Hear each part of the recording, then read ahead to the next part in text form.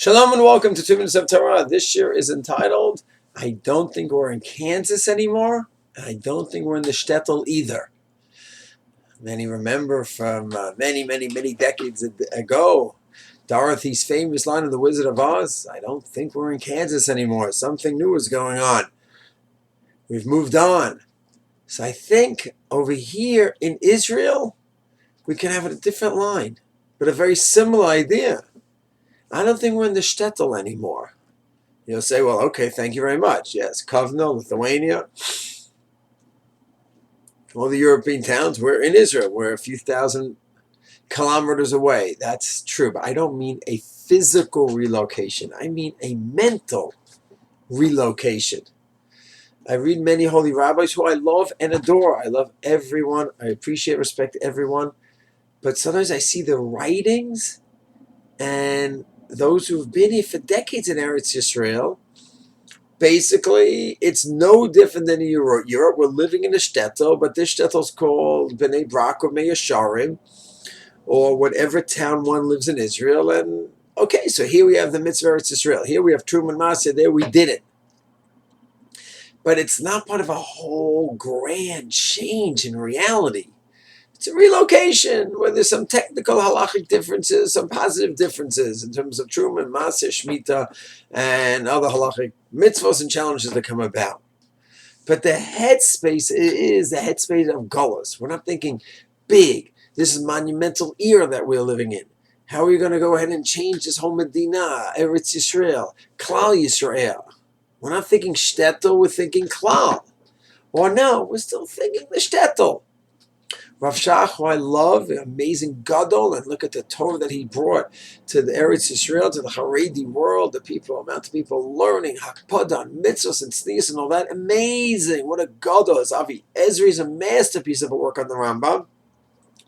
But when you read his Ma'amarim, Mechtavim, Eretz Yisrael, Eretz Yisrael, the land of Israel, but Medina Yisrael, the state of Israel, it's so much like a thorn in the side over here, where it's just problematic, and there's just issues, and there's gaiva, and there's breakdown, and tznius is just problems, as opposed to a bracha with incredible challenge that comes with this bracha. But where a bracha, we could start thinking more as an am, and less as a shtetl. Whereas Tzvi Yehuda Kook certainly incorporated this idea in his teachings to his students, thinking more not just local shtetl. And I think to finish off, I'd like to quote from Rav Kook on the Siddur. We go ahead and Ma'ashiv la Hashem, Kodon alei Hashem, what can I say? You've given me everything. And that leads to the shortest and the most grand of all Tehillim. Halu Hashem Kol Hagoyim. 2 lines. And Rav Hirsch is not coincidental.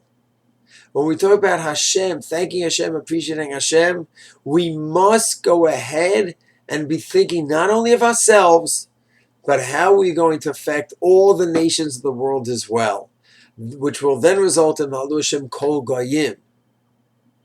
We have to be thinking.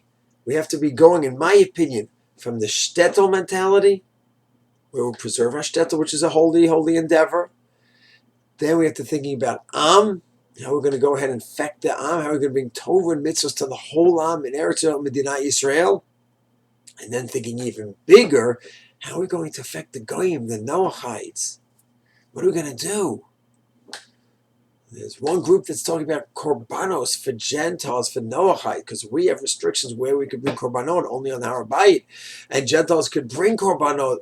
It's a different kind of approach, but it's an idea of thinking am. I'm thinking amin. So to me, the process should be going from the thinking of the shtetl to thinking of the am to thinking of the amin. May Hashem give us siyata d'shmaya in slowly, or maybe not so slowly, changing, making paradigm changes in our outlooks and our approaches to our communities, to Klal Yisrael, and ultimately to all of God's creations.